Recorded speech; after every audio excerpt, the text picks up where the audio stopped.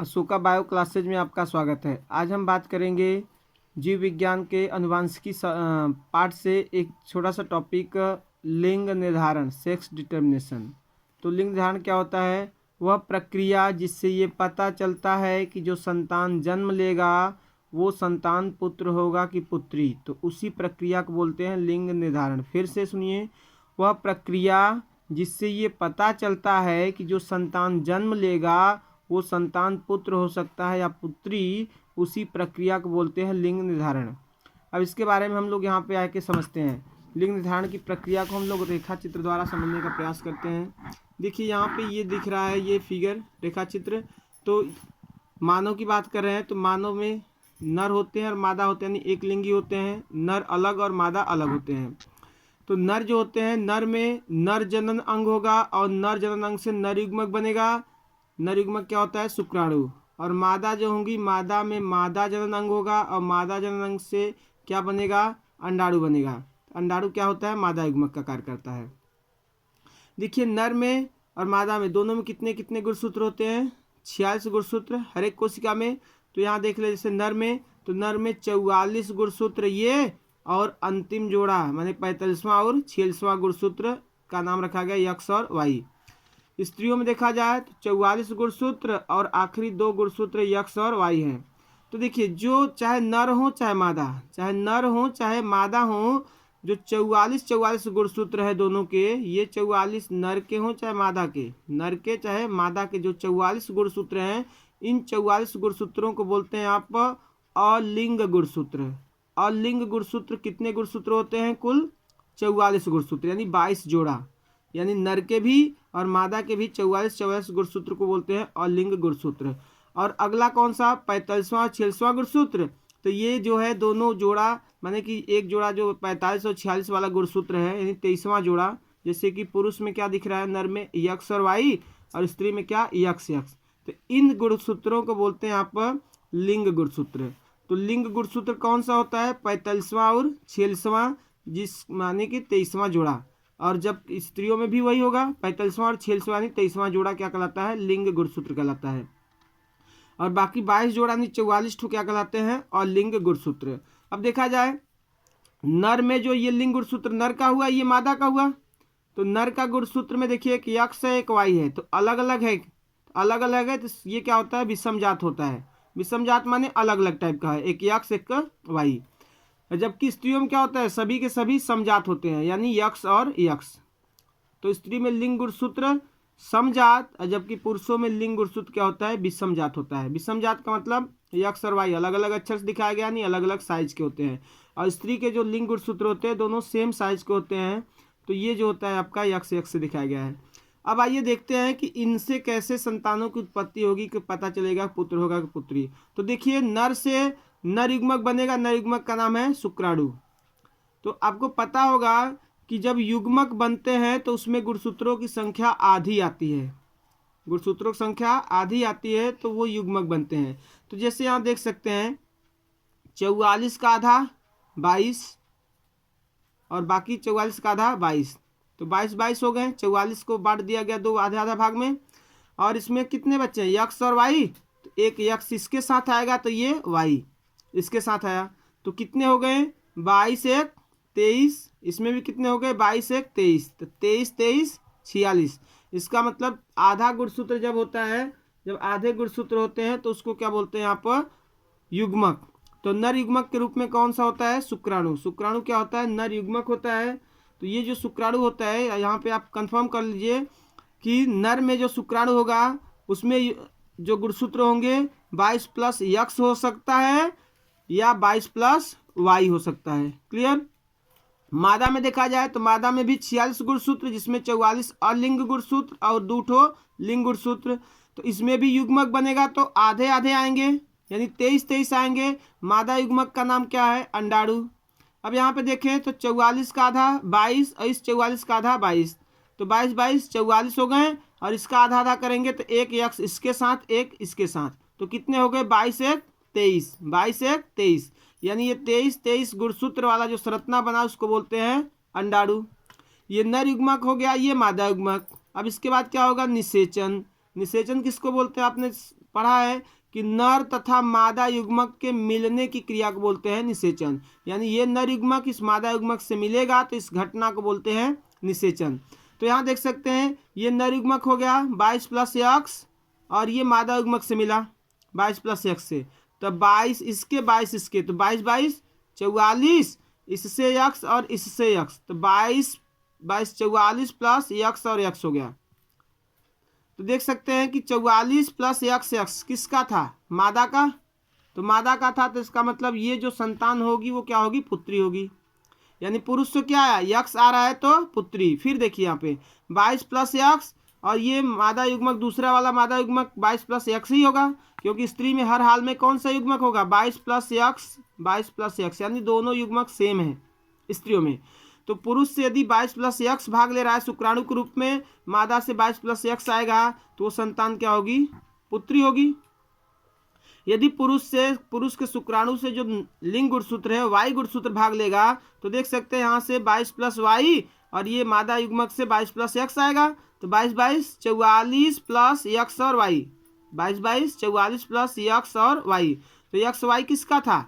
नर गुणसूत्र था, यानी ये संतान क्या होगा? पुत्र होगा। ऐसे यहाँ भी देख सकते हैं 22 + y इसका है शुक्राणु का और अंडाणु का क्या है? 22 + x, तो 22 22 44 प्लस x और y।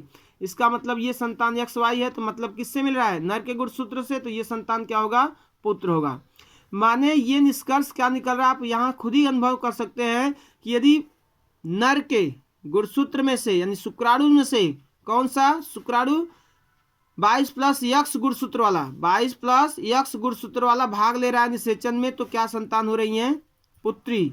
और 22 + y भाग लेता है तो संतान क्या होता है? पुत्र।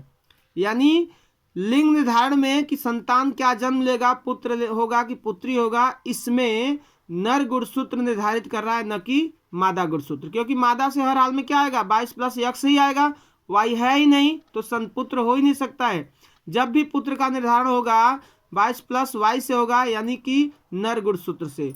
तो मानव में लिंग निर्धारण की प्रक्रिया नर गुणसूत्र करता है, न कि मादा गुणसूत्र। जो नर होते हैं, मानव होते हैं, मानव में लिंग निर्धारण माने संतान पुत्र होगा कि पुत्री, ये किसका गुणसूत्र डिसाइड करेगा? नर का। यदि नर से 22 + x भाग लेगा तो पुत्री, 22 + y भाग लेगा तो पुत्र। तो आशा करते हैं ये आपको समझ में आया होगा। एक और टॉपिक इसी छोटा संबंधित है, पक्षियों में लिंग निर्धारण। पक्षियों की बात करें तो पक्षियों में मानव का बिल्कुल विपरीत होता है, उल्टा होता है। पक्षियों में जो होता है, पक्षियों में लिंग निर्धारण जो होता है मानव के विपरीत। यानी मानव में अभी पढ़े थे ऊपर कि नर में क्या था? नर में जो लिंग गुणसूत्र था कैसा था? विषम युग्मजी XY था और मादा का समयुग्मजी। लेकिन पक्षियों में ठीक उल्टा होगा। पक्षियों में क्या होगा? नर का जो होगा वो, नर पक्षी का जो होगा वो क्या होगा? आपका समयुग्मजी। जैसे यहाँ देख सकते हैं जो नर पक्षी है, नर पक्षी का समयुग्मजी यानी जेड से दिखाया गया, यानी दोनों सेम है लिंग गुणसूत्र। जबकि मादा पक्षी का जेड और डब्ल्यू यानी कि विषम जात है। नर में जो था उसका उल्टा, नर में पुरुष नर जो थे, मानव जो थे, मानव में नर का लिंग गुणसूत्र विषम जात था। यहाँ पे मादा पक्षी का लिंग गुणसूत्र विषम जात था। तो ऊपर वाले में आपने पढ़ा था कि किसका गुणसूत्र निर्धारित करता था कि संतान पुत्र होगा कि पुत्री? जिसका विषम जात था, यानी नर का गुणसूत्र। ऐसे ही यहाँ पे किसका विषम जात है? मादा पक्षी का। तो ये किसका कौन गुणसूत्र निर्धारित करेगा कि संतान मेल होगा कि फीमेल? तो मादा पक्षी। जैसे यहाँ देख सकते हैं नर पक्षी में जेड जेड होगा, मादा पक्षी का जेड और डब्ल्यू। युग्मक आएंगे तो आधे आधे आएंगे, तो एक जेड और एक जेड। इसका युग्मक बनेगा तो एक जेड और एक डब्ल्यू। निषेचन होगा, ये नर युग्मक इस मादा युग्मक से मिलेगा तो क्या हुआ? जेड दोनों। ये नर युग्मक इस मादा युग्मक से मिलेगा तो जेड और डब्ल्यू। ये नर युग्मक इस मादा युग्मक से मिलेगा तो जेड जेड, और ये इससे मिलेगा तो जेड और डब्ल्यू। यानी देख रहे हैं ये डब्ल्यू वाला किस में से आ रहा है? मादा पक्षी में से। तो जेड और डब्ल्यू वाला क्या है? मादा पक्षी।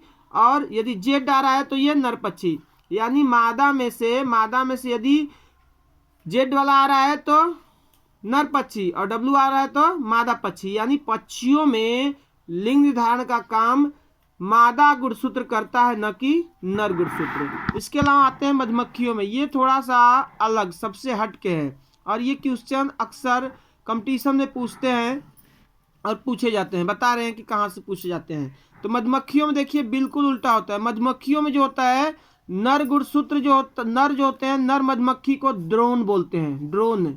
इससे पहले सुपर टेट में पूछा गया था कि नर मधुमक्खी को किस नाम से जानते हैं, तो नर मधुमक्खी को ड्रोन बोलते हैं। तो नर मधुमक्खी में गुणसूत्रों की संख्या होती है 16, कितना 16, और मादा मधुमक्खी में गुणसूत्रों की संख्या 32। अलग लग रहा होगा, अभी बताए थे मानव में जितने गुणसूत्र एक कोशिका में वैसे पूरे शरीर के कोशिका में, नर में 46, मादा में भी 46।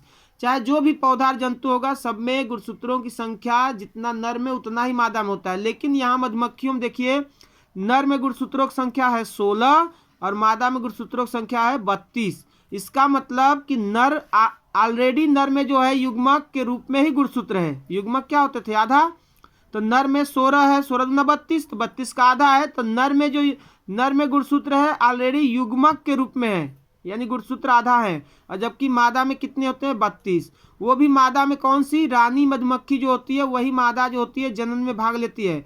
बाकी जितने मधुमक्खी के छत्ते में जितने भी होते हैं मधुमक्खियां, सिर्फ नर को छोड़ दें और मादा को छोड़ दें, तो जितने होते हैं सब श्रमिक मक्खी होते हैं। और श्रमिक मक्खी सब मादा मक्खी होती हैं। श्रमिक मक्खी मादा मक्खी होती है मधुमक्खी, लेकिन उनमें जनन की क्षमता नहीं होती है। तो मादा मधुमक्खियों में जनन की क्षमता नहीं होती है। सिर्फ किस में, सिर्फ रानी मधुमक्खी जो होती है, ये भी मादा है, तो रानी मधुमक्खी में जनन की क्षमता होती है। बाकी जो है तो सब नपुंसक होते हैं मादा मक्खी।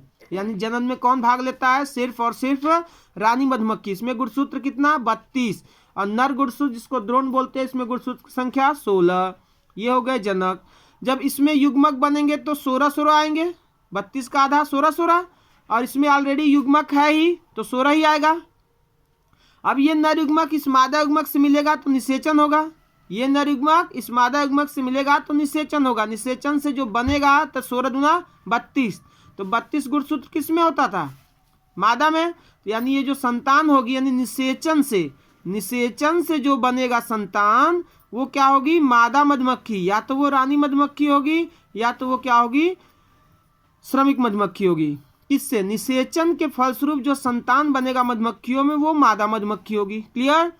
और बिना निषेचित, जिसका निषेचन नहीं हुआ है, सिर्फ उसी अंडाणु से यानी उसी अंडे से डायरेक्ट किसका बने, संतान बनेगा, तो वो नर मधुमक्खी यानी ड्रोन बनेगा। यानी बिना निषेचित अंडे से जो संतान बनता है वो ड्रोन होता है। तो अक्सर क्वेश्चन पूछे जाते हैं आपके कंपटीशन में कि किसी अनिषेक जनन वाले जंतु का उदाहरण बताना है, यानी किसी ऐसे जंतु का नाम बताना है जो बिना निषेचन के जन्म होता है। जंतु की बात हो रही है तो इकलौता यही जंतु है जिसमें बिना निषेचन के ही जनन हो रहा है।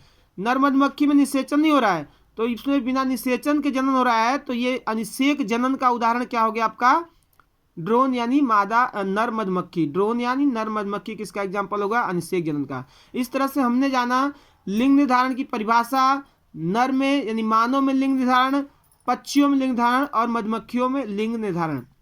ये वीडियो कक्षा 10 और कक्षा 12 के बोर्ड के लिए काफ़ी इंपॉर्टेंट है और क्वेश्चन अक्सर पूछे ही जाते हैं और आपको इजीली समझाया गया। आप इसको कोशिश करिए बार बार समझ के, आगे पीछे वीडियो करके आप इसको बार बार अच्छी तरह से समझ सकते हैं, ताकि आपके जो 60 नोट बनने वाले हैं 2 नंबर के 4 नंबर के, वो आसानी से आपको आ सके। तो वीडियो को ज़्यादा से ज़्यादा देखिए, शेयर करिए, सब्सक्राइब करिए, लाइक करिए। धन्यवाद।